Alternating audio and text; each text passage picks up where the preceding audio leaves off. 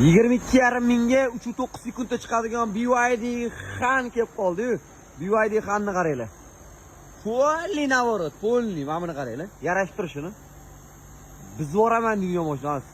Ferrari'ga o'xshatib qo'yishgan, Lamborghini'ga o'xshatib qo'yishgan, mana qaranglar. Raza pul tiqishibdi-da, o'zi ham mana qaranglar. Ayamasdan pulni tiqishgan, kurgo'ylarni qaranglar. Bu vashshe baland mashina. Bitta kelib ko'rasizlar, yoqib qoladi. 3.9 sekundda chiqadigan birinchi chiqqan BYD Hanlar bular. Hamma navorotlari bor. Eng full pozitsiyasi 2021-yil. Mashina idealniy sostoyanida kelasizlar, yoqadi, sraz datasiga ketdi orasizlar. 22,5 mingga polni navorot 55 ming yurgan BYD Han 3.9.